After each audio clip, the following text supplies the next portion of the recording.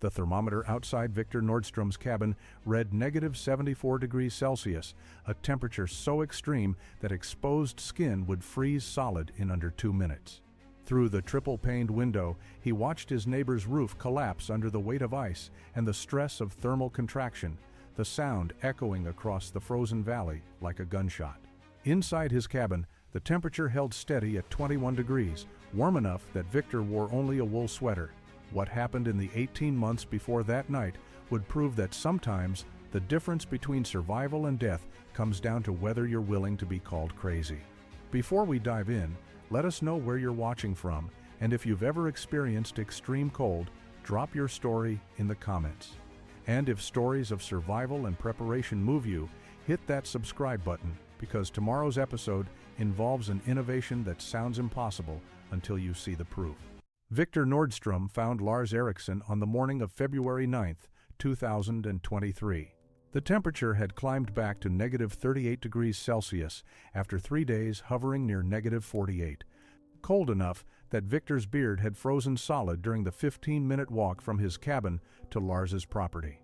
He had come because Lars hadn't responded to radio calls for 2 days, and in their scattered homesteading community in northern Finland, silence meant trouble. The door was unlocked. Victor pushed it open and immediately knew something was catastrophically wrong. The interior temperature felt barely warmer than outside. His breath formed clouds that hung in the still air. The wood stove in the corner was cold, its fire long dead. And in the sleeping area, wrapped in every blanket Lars owned, was his friend's body, frozen in the position he had died in, probably sometime during the coldest night. Victor stood in that cabin for nearly an hour, not from shock, though he felt that too, but because he was trying to understand exactly what had failed. Lars was experienced, careful, and competent. He wouldn't have simply let his fire go out. Victor examined the stove and found the answer. A crack had developed in the firebox, probably from years of thermal stress, and smoke had begun leaking into the cabin. Lars had been forced to choose between carbon monoxide poisoning and extinguishing his only heat source. He had chosen to put out the fire, likely thinking he could survive the night under blankets. At -48 degrees, he had been wrong, but the stove failure was only the beginning of what Victor observed. The cabin's single-pane windows had allowed massive heat loss. Frost covered the interior walls where warm air had met cold surfaces. Gaps between the logs, chinked with moss and clay, had allowed cold air infiltration. The door frame had contracted in the cold, creating a gap at the bottom where Victor could see daylight. Every element represented a potential failure point, and together they had created a structure that could not maintain life-sustaining temperature when the primary heat source failed.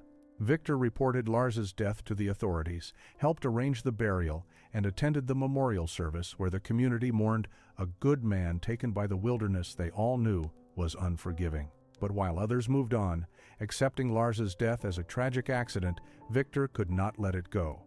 He had seen too clearly how preventable it was. The conventional wisdom about cabin construction in their region assumed heating systems would function and temperatures would stay within historical norms. But Victor understood something that haunted him through the remaining winter months. The climate was becoming less predictable, extreme events were more frequent, and the cabins they all lived in were designed for a world that no longer existed. Victor's obsession began the day after Lars's funeral. He ordered books on thermal dynamics, Arctic construction techniques, and cold weather survival engineering. The packages arrived at the small postal station in Ivalo, the nearest town 30 kilometers south, and Victor made the snowmobile journey weekly to collect them. His wife Annika watched the stack of technical manuals grow on their cabin's table with increasing concern. By April, Victor had filled 3 notebooks with calculations, sketches, and observations. He studied how research stations in Antarctica maintained interior temperatures at -80 degrees exterior conditions. He read about traditional Sami construction methods that his generation had abandoned in favor of faster, cheaper building techniques. He corresponded by email with a thermal engineer at the University of Oulu who specialized in building science for extreme climates. The engineer sent him papers on thermal bridging, air infiltration rates, and insulation R values that Victor read late into the night by oil lamplight. Annika found him one evening in early May, sitting outside their cabin with a notebook, staring at their own walls with the intensity of someone seeing a structure for the first time. "You are going to make yourself sick with this," she said quietly, sitting beside him on the split-log bench he had built years ago. "Lars's death was not your fault." "I know," Victor replied, not looking away from the cabin wall. "But I counted 17 points where our cabin could fail the same way his did. 17 places where the cold can win if conditions are severe enough."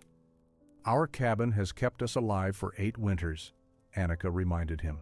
8 mild winters by historical standards," Victor said. He showed her his notebook, filled with temperature records he had obtained from the Finnish Meteorological Institute. 100 years ago, negative 50-degree temperatures happened every decade in this region. 70 years ago, they became rare. We have had only one in our lifetime. But the data shows the volatility is increasing. The extremes are becoming more extreme in both directions. The other homesteaders noticed Victor's preoccupation when they gathered for the spring community meeting in late May. Their scattered community consisted of 14 families living within a 30-kilometer radius, choosing this remote existence for various reasons, some seeking independence, others fleeing complicated pasts, a few simply loving the wilderness. They met quarterly to share resources, information, and mutual support that made isolated living possible. When Victor tried to explain his concerns about cabin thermal performance during extreme cold events, the response was polite but dismissive. "We have all survived just fine," said Mikael Virtanen, a homesteader who had lived in the region for 23 years. "Perhaps it is time to accept that sometimes people die in the wilderness. It is the life we chose." Victor said nothing more that evening, but he had already decided. If the community would not take the threat seriously, he would prove the solution was possible by building it himself. Victor waited until the winter solstice gathering in December to present his design. The community met at Johan Mekkinen's cabin, the largest in their scattered network, where 23 adults crowded around a long table made from a single massive pine. Outside, the temperature held at negative 22 degrees, cold but manageable. Inside, the wood stove kept the space warm enough that people shed their outer layers. Victor unrolled his drawings on the table after the meal. The plan showed a cabin that looked nothing like the standard single-wall log structures everyone lived in. His design featured 3 distinct wall layers. The inner wall was structural logs, chinked and sealed. Then a 15-centimeter air gap, then an outer wall of smaller logs with all bark removed. The gap between walls would be filled with an insulation mixture Victor had developed after months of testing sawdust, hydrated lime, and clay that dried into a material that would not settle, rot, or attract rodents. "Why 3 walls?" asked Elina Korhonen, a homesteader who had moved north from Helsinki 6 years earlier. "Thermal bridging," Victor explained. "A solid log wall, no matter how thick, conducts cold from outside to inside. The wood itself becomes a pathway for heat loss. With separated walls and an insulated gap, the cold cannot bridge directly through." He showed them the window design next. 3 panes of glass with air spaces between them, plus interior shutters insulated with reindeer hide. The windows would seal so tightly that condensation would form on the innermost pane only, keeping the structural logs completely dry. The heating system drew the most attention. Victor proposed a massive masonry heater built from firebrick and soapstone, a traditional design that could burn a single load of wood and radiate heat for 24 hours. But he added a secondary system, an oil-burning heater with an automatic thermostat that would activate if interior temperature dropped below 18 degrees.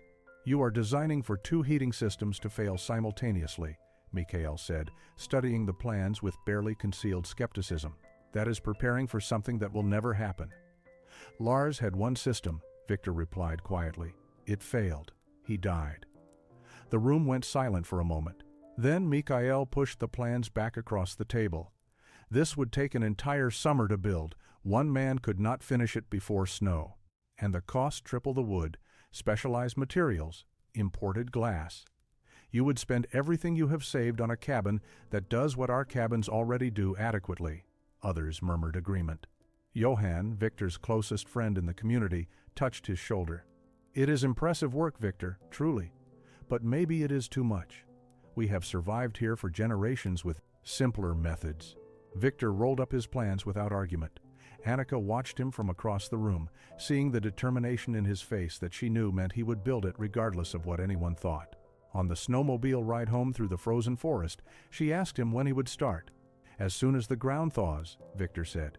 The ground thawed in early May 2023, and Victor began work the following morning. The site he selected was 200 meters from their existing cabin on slightly higher ground with better drainage and southern exposure for maximum sunlight during the dark winter months. Annika watched him stake out the foundation perimeter, 40 square meters, larger than their current home. The foundation itself took 3 weeks. Victor dug down 1 meter below the frost line and filled the trench with gravel and stones hauled from a dry riverbed 5 kilometers away. He made 42 trips with his small utility trailer, each load representing 2 hours of work.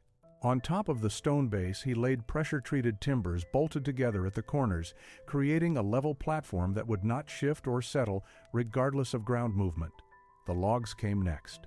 Victor had spent the previous autumn selecting and felling trees, choosing straight pines between 30 and 35 centimeters in diameter. He had cut 68 logs for the inner structural wall and 49 smaller logs for the outer wall, each one measured and marked according to its future position. Through May and into June, he stripped every log with a draw knife, removing bark and shaping the contact surfaces until they would fit together with minimal gaps. Johan visited in mid-June and found Victor working alone, fitting logs for the inner wall. "I brought you some coffee," Johan said, holding up a thermos. "And I thought maybe you could use help lifting these logs." They worked together that afternoon, and Johan returned 3 more, times over the following weeks. But the project's scale overwhelmed even 2 men working steadily. The triple wall design meant every log had to be positioned, adjusted, and secured before moving to the next layer. Victor used a technique he had read about in Antarctic construction manuals. Each log was notched not at the corners, but along its entire length at 60-centimeter intervals, creating interlocking joints that distributed weight evenly and prevented twisting. By late June, the inner wall stood complete to shoulder height. Victor began installing the specialized materials he had gathered. The insulation mixture, sawdust, lime, and clay had to be mixed in small batches and packed into the wall cavity while still damp. It dried slowly, requiring constant attention to prevent cracking. Victor added horsehair to the mixture, something he remembered from reading about historical construction, which reinforced the clay and made it more flexible. Other homesteaders occasionally stopped by. Most offered encouragement, but Victor could see the doubt in their faces.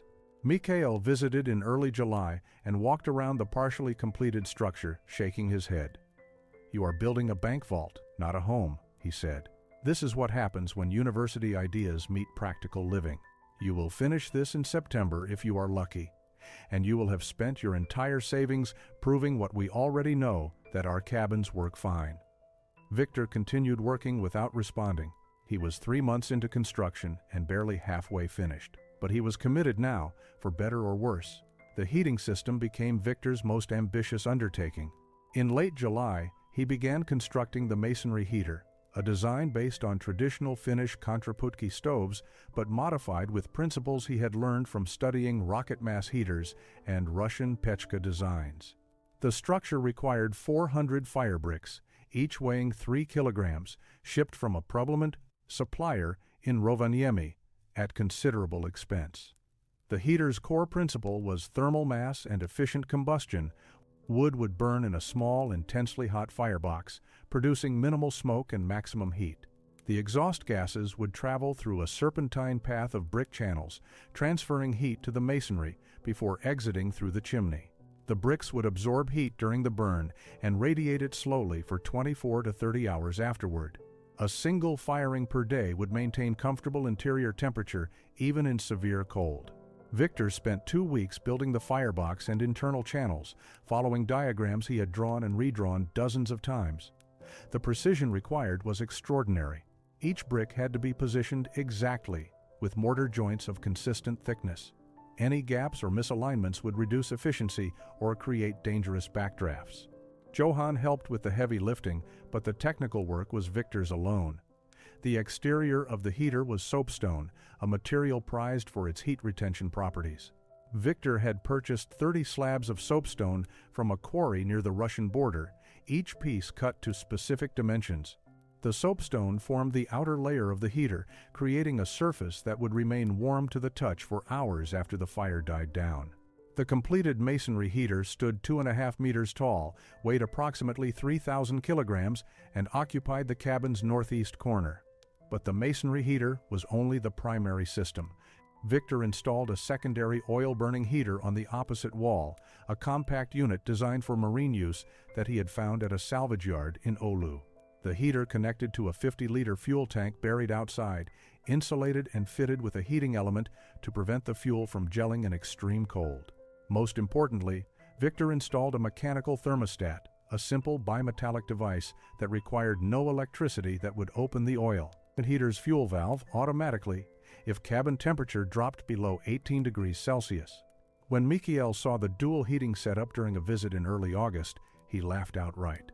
"You have designed for the impossible," he said. "For both systems to be necessary, your masonry heater would have to fail completely, and even then, the residual heat in 3,000 kilograms of brick and stone would keep the cabin warm for days. You are protecting against a scenario that cannot happen." Lars thought his scenario could not happen, Victor replied evenly. Mikael's smile faded. He studied the heating systems for a long moment, then shook his head. "You are letting fear make your decisions. That is not wisdom, Victor. That is paranoia." After Mikael left, Annika found Victor sitting beside the unfinished heater, staring at the brickwork. "Do you think he is right?" she asked. "I think Lars is dead," Victor said. "And I am not." Victor began building the window assemblies in mid-August, working in the shade of a large spruce tree where the temperature was bearable. Each window required 3 separate frames, precisely constructed to hold glass panes with exact air gaps between them. The frames were made from old-growth pine, dense and stable, with joints that Victor cut by hand using techniques he had practiced on scrapwood until achieving perfect fits. The glass itself had been the most difficult material to acquire. Victor needed panes 4 millimeters thick, far heavier than standard window glass. He had finally located suitable glass at a demolition site in Rovaniemi, salvaging 12 panes from an old industrial building scheduled for destruction. Each pane cost him nothing but the labor of carefully removing it and transporting it home wrapped in blankets. The assembly process was painstaking. Victor mounted each pane in its frame using flexible silicone sealant, creating an airtight seal while allowing for minor thermal expansion. The 3 frames were then connected with spacers that maintained precise 12-millimeter air gaps. The trapped air would act as insulation, dramatically reducing heat transfer. Finally, he built interior shutters from thick planks, insulated with layers of reindeer hide and compressed wool, mounted on heavy hinges that would last decades. Each complete window assembly weighed nearly 20 kilograms. Victor built 4 of them over 3 weeks, working with the obsessive attention to detail that had characterized the entire project. When he installed them in their openings, Johan helped lift them into place and watched as Victor sealed the edges with more of his clay-lime mixture. "I have never seen windows like this," Johan admitted. "They look like they belong in a laboratory, not a cabin." The roof construction began in early September, with autumn already touching the birch trees with yellow. Victor had calculated the snow load capacity for the worst-case scenario he could imagine: 2 meters of heavy, wet snow, combined with extreme cold that would prevent any melting. The rafters were 40 centimeters thick, spaced every 40 centimeters, creating a framework that could support enormous weight. Over the rafters, Victor laid tongue and groove planks milled from straight-grained pine. The planks fit so tightly that water could not penetrate between them. Over the planks went birch bark in overlapping layers, then a rubber membrane he had salvaged from an old mining operation, then 15 centimeters of the same sawdust lime clay insulation he had used in the walls. The final layer was living sod, grass, and moss that would root and create a growing roof. By mid-September, with the first snow already falling in brief squalls, Victor stood back and looked at what he had built. The cabin was complete, except for interior finishing work.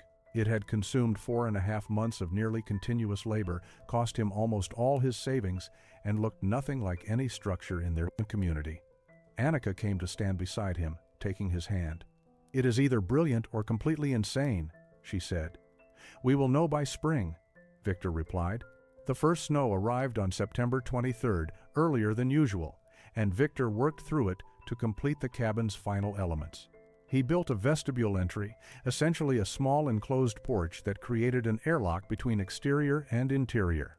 When someone entered, they would pass through two doors, preventing cold air from flowing directly into the living space. The vestibule added structural complexity but would save enormous amounts of heat over a winter season. The exterior shutters came next.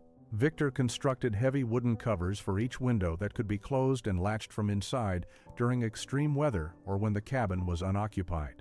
The shutters were backed with additional insulation and sealed tightly when closed, effectively eliminating the windows as thermal weak points. In the worst imaginable conditions, Victor could seal the entire cabin into an insulated box with only the chimney penetrating to the outside. Inside, he installed emergency storage compartments beneath the floorboards. These insulated spaces held backup supplies, dried food, extra lamp oil, medical supplies, fire-starting materials, and hand tools. The floor itself was his final innovation, a layer of sand and crushed stone 40 centimeters deep beneath the planks. This thermal mass would absorb heat from the masonry heater and release it slowly, stabilizing interior temperature and preventing the rapid cooling that had killed Lars. Victor tested the heating systems obsessively through October. He fired the masonry heater and measured temperature distribution in every corner of the cabin, recording the data in a notebook. The heat spread evenly, exactly as designed. The brick mass held warmth for 28 hours after a single firing. He tested the backup oil heater, confirming the thermostat would activate reliably. He measured fuel consumption rates and calculated that his 50-liter tank would last 40 days with the oil heater running continuously, though he expected to need it only occasionally, if at all. The cost had been staggering. Victor tallied the expenses in early November, nearly 18,000 euros spent on materials, salvaged items, and transportation.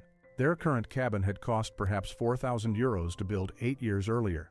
He had spent more than 4 times as much, and the community's skepticism weighed on him more than he admitted to Annika. Johan visited on a cold November afternoon, when the temperature had dropped to -18 degrees. Inside Victor's new cabin, the interior held at 21 degrees with the masonry heater fired once that morning. Johan removed his heavy coat, surprised by the warmth. "It works," he said simply. "It has not been tested yet," Victor replied. "This is normal cold." "What would be a test?" Johan asked. Victor showed him the historical temperature records he had compiled, -50 degrees or colder, sustained for multiple days. "That is when we will know if I built correctly or wasted everything we had." They sat in the warm cabin, drinking coffee, while outside the November wind stripped the last leaves from the birch trees.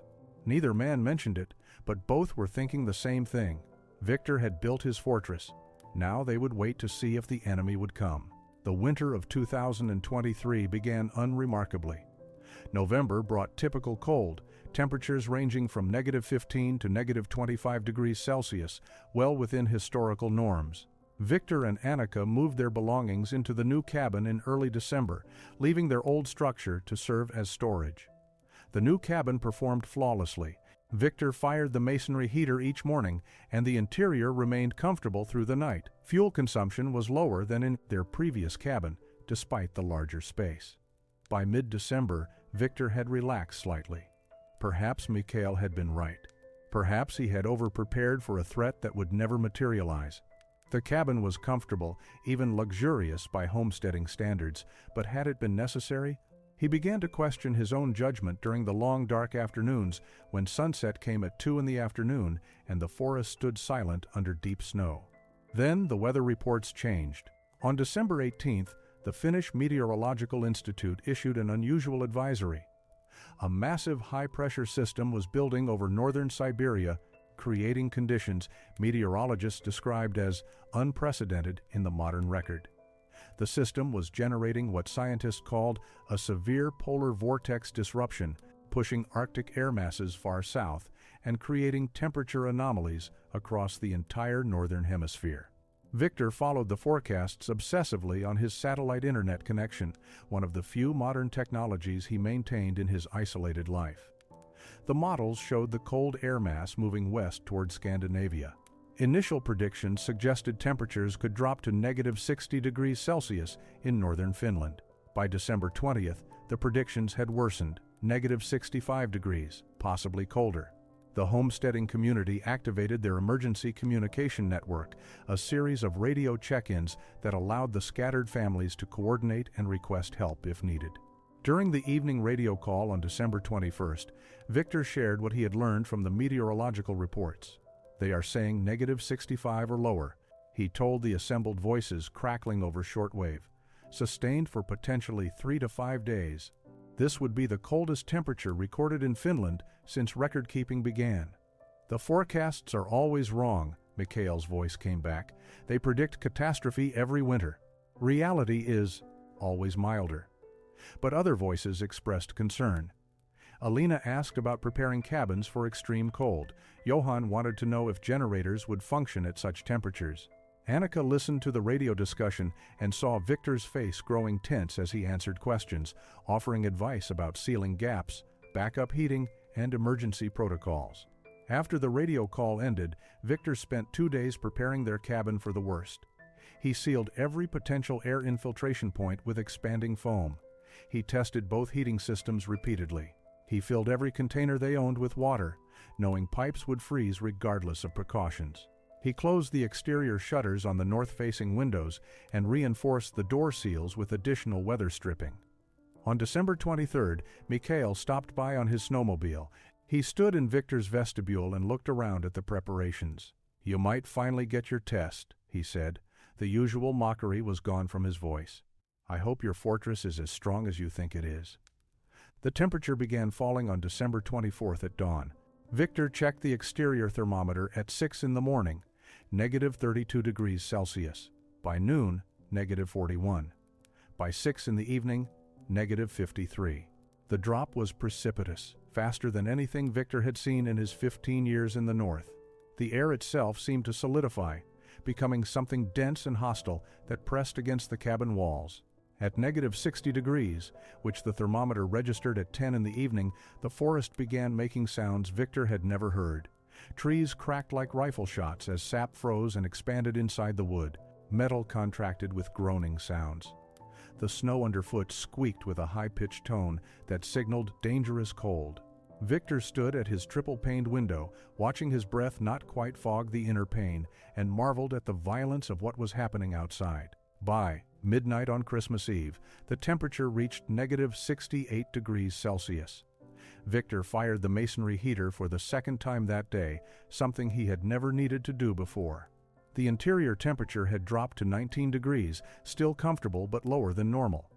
He checked the oil heater's thermostat, confirming it was ready to activate if needed. At 2 in the morning on Christmas Day, Victor was awakened by a sound like a gunshot.